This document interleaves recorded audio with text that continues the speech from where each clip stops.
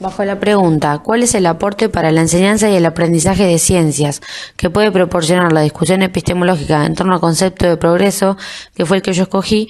Decidí centrarme en la postura de Kuhn, que considero que representa un quiebre entre lo que presentaban o pensaban aquella concepción estándar de ciencia con respecto al progreso y lo que ahora se conoce o depende del autor se piensa que es progreso en ciencias.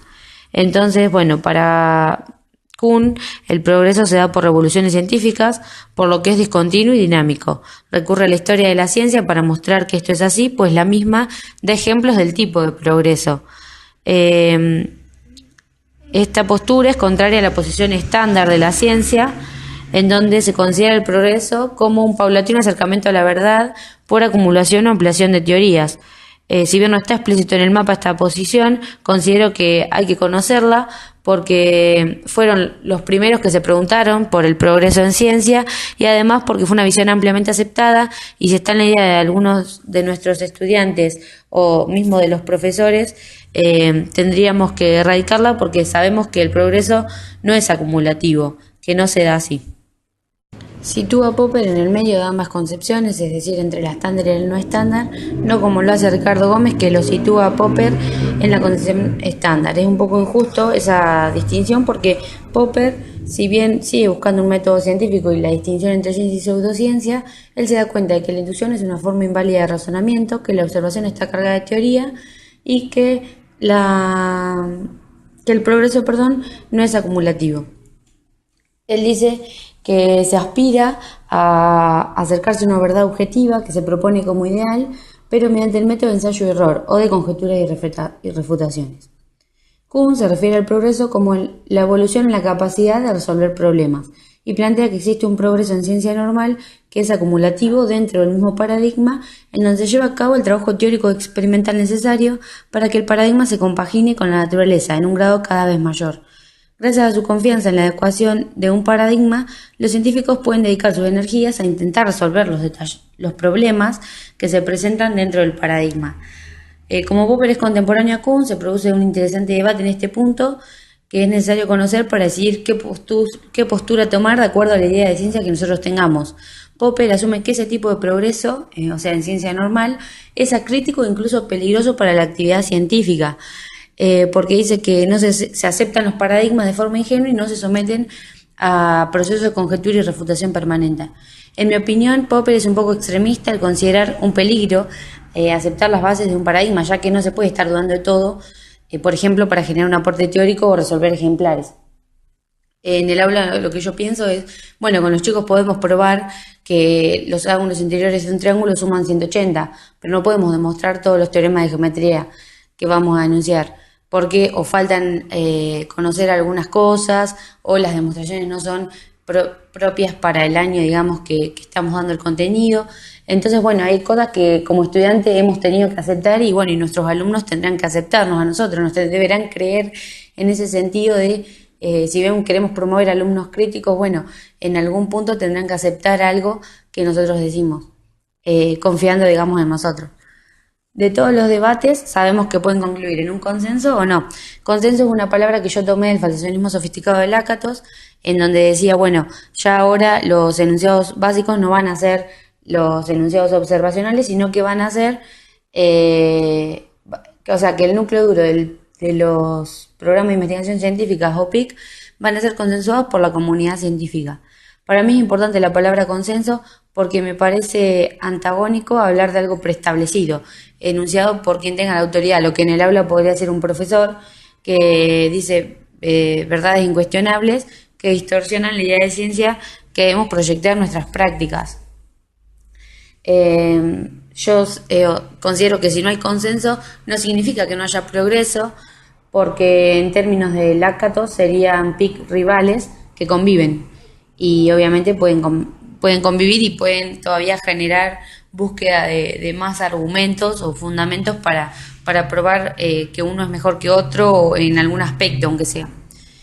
Bueno, después, debido a la incorporación de consensos, se puede interpretar para mí mejor la actividad científica, ya que, por ejemplo, en matemáticas, que no se puede vivir por cero es resultado de una convención matemática, o que Plutón dejara de ser planeta es resultado de una votación entre astrónomos. Entonces, no siempre la actividad científica es resultado de hipótesis y metodologías rigurosas, sino que también está plagada de acuerdos.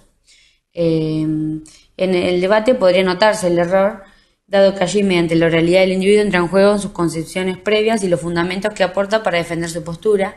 Allí la tarea del profesor podría ser identificar el error para hacerlo ver e intentarlo solucionar. Rectificar, en palabras de Gastón Bachelard, sería. Este autor tiene un lugar privilegiado para los errores, dado que asegura que lo verdadero es pensado en cuanto a la rectificación del error. Dice, una verdad solo cobra sentido luego una polémica. Entonces, siguiendo a este autor, considero que el error no es un obstáculo para el progreso, sino que permite el progreso, porque identificarlo permite plantear nuevos interrogantes, es decir, en qué me equivoqué, cómo lo soluciono, por qué se hace así, no como yo lo planteé, y generar, por ende, nuevos conocimientos o diferenciar los existentes en el individuo. Entonces, es preciso equivocarse para avanzar. Tolerancia es un concepto que incorpora Popper en Sociedad Abierta, Universo Abierto, que es una lectura que no está en la cursada, pero a la que yo recurrí para resolver el práctico 5 que trató sobre Popper. Y él dice, bueno, tolerancia es el valor principal en la educación. Dice, vamos a asumirlo como una actitud de aceptación y respeto por las ideas y conductas diferentes. Entonces, cada uno debería tener tolerancia para identificar el error, reconociendo la falibilidad propia, ¿sí? Sabiendo que nos podemos equivocar y que tenemos que aceptar ese error y tratar de, obviamente, solucionarlo. También que los demás tengan tolerancia con nuestros errores, porque, como lo propone Lakatos, no abandonamos una teoría a menos que no haya una mejor disponible, es decir, que los estudiantes no abandonarán sus respuestas si no consiguen o los convencen de una mejor.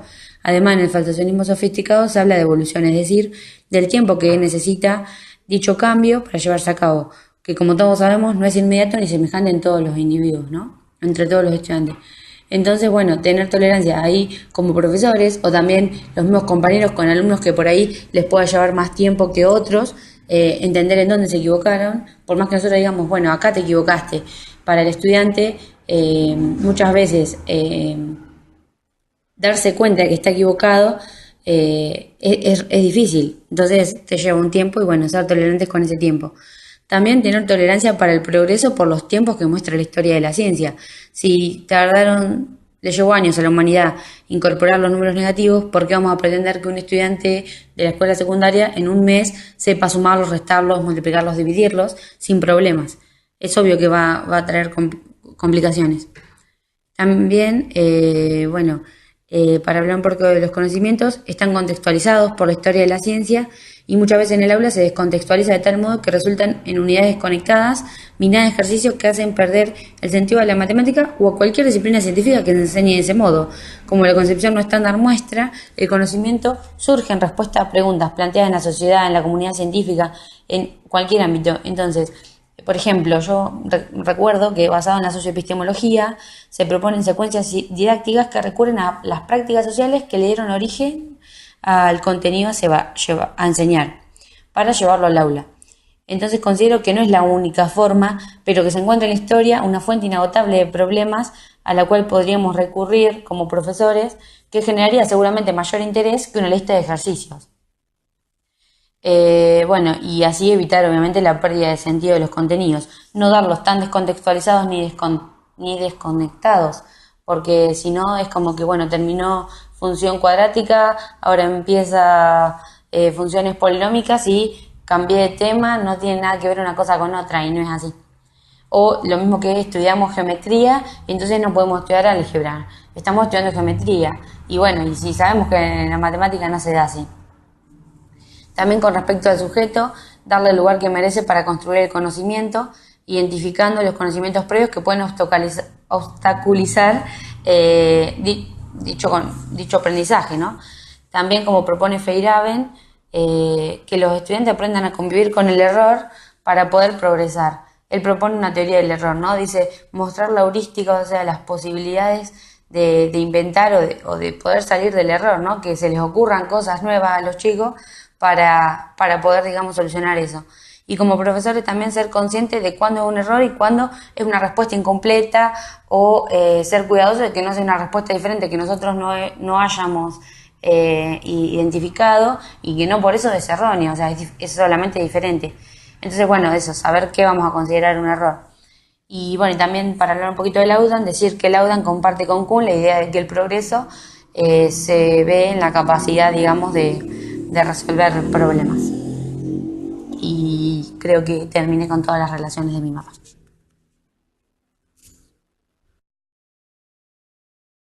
Bueno, el análisis epistemológico sobre la propuesta didáctica de probabilidad condicional.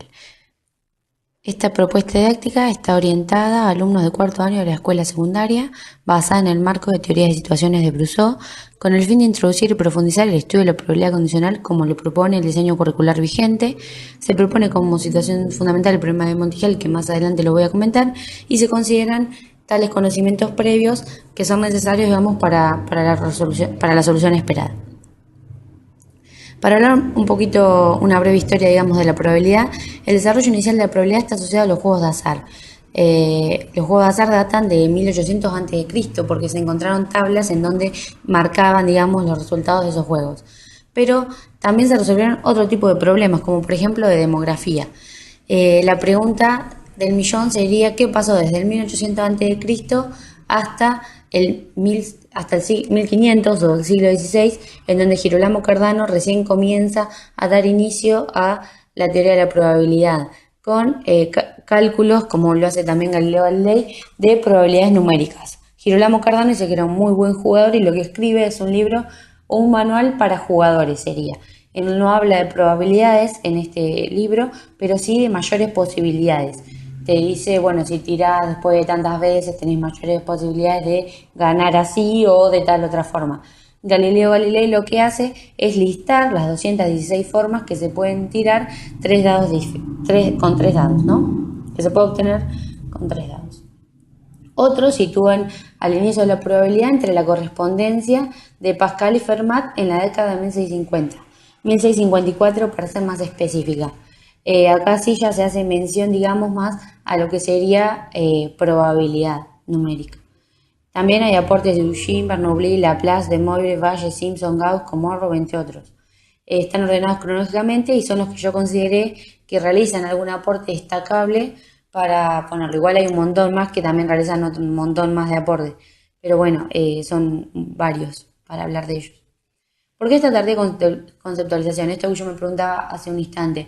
¿Por qué se tardó tanto, del 1800 a.C. hasta que se pudo abstraer la teoría de la probabilidad? Bueno, puede deberse hasta 5 causas. Uno, la imperfección de los dados. Si teníamos un dado que pesaba más en su base, por ejemplo, en el número 6, iba a salir más veces el número 1.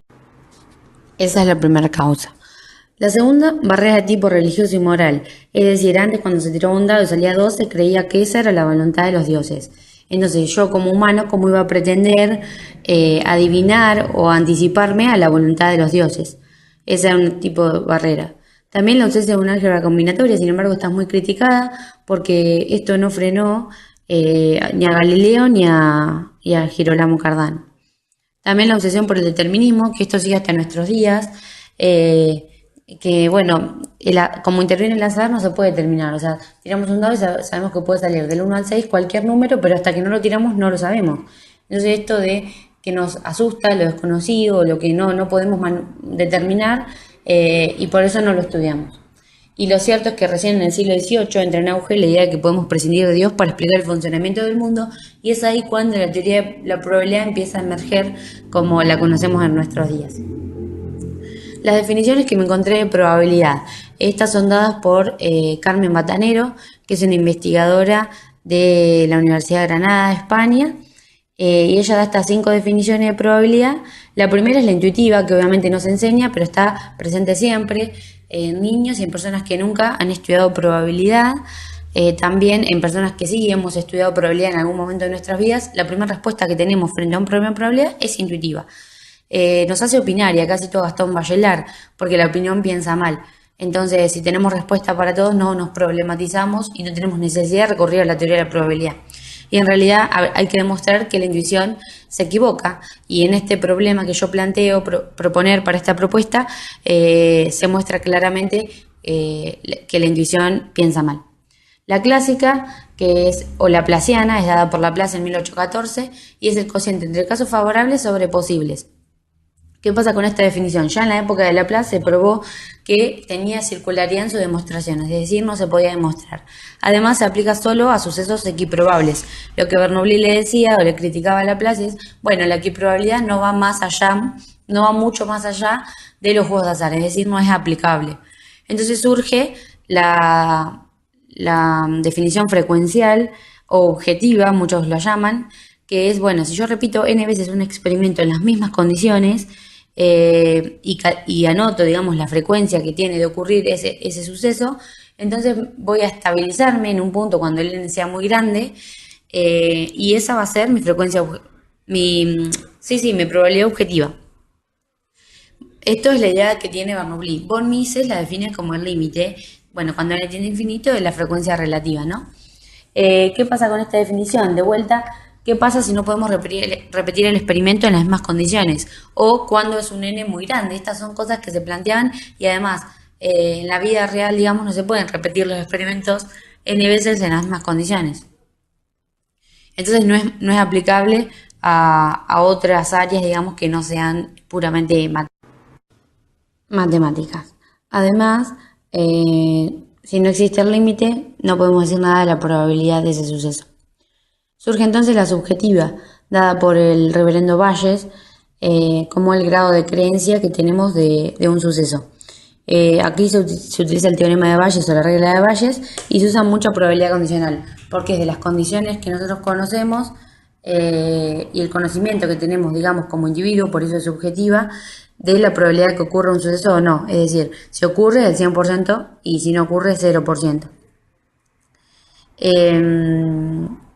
Bueno, pero la subjetiva, claro, es muy criticada por la comunidad científica.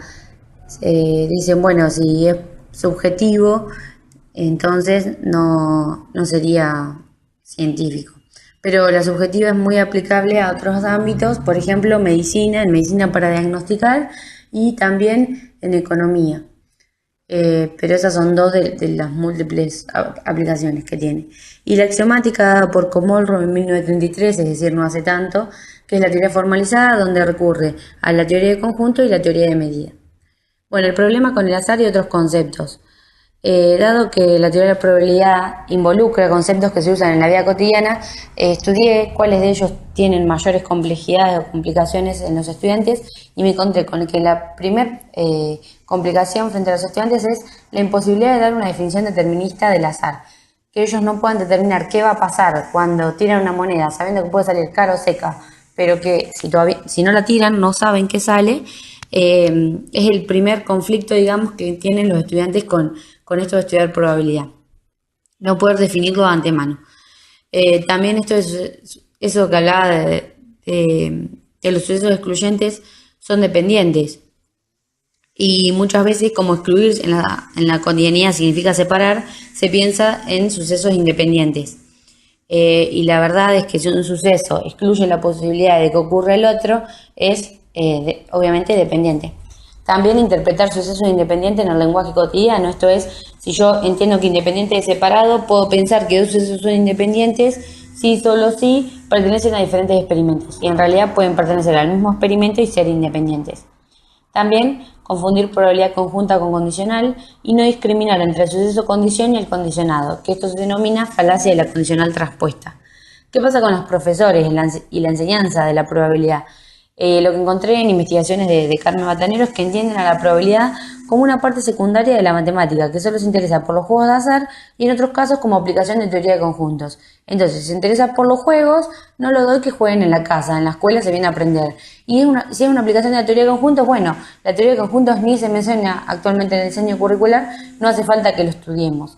También, debido a las exigencias curriculares, se recorta el eje de probabilidad estadística en la mayoría de los años. Esto pasa que si se recorta en primero pero se diera en segundo, los chicos llegarían a la universidad con la idea de que es población, que es muestra, que es muestra representativa. pero la verdad es que como en todos los años se recorta el eje de probabilidad estadística, nunca se alcanzan a aprender ni siquiera los contenidos básicos.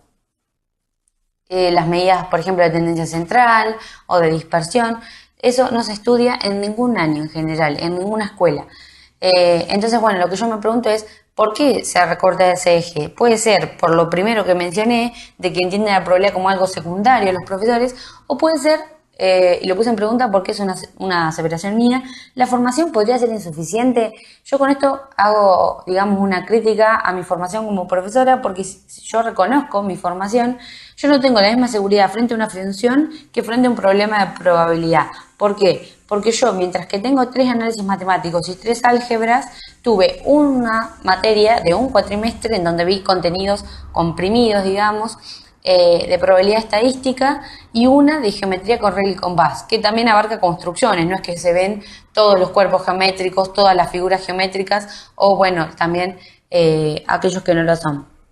Entonces, bueno, la formación sí podría ser insuficiente, porque la seguridad que nosotros tenemos no es la misma.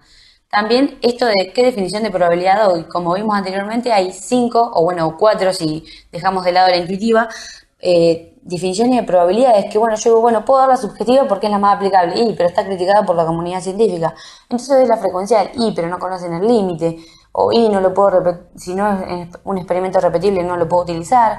Entonces, bueno, doy la laplaciana, pero la laplaciana se demostró ya hace años que no se puede demostrar esa definición y que se utiliza solo para su uso equiprobable. Entonces, bueno, esto de que somos deterministas por herencia, por condición humana, y como profesores queremos decirle a los chicos, bueno, probabilidad es esto, que les quede claro que es esto.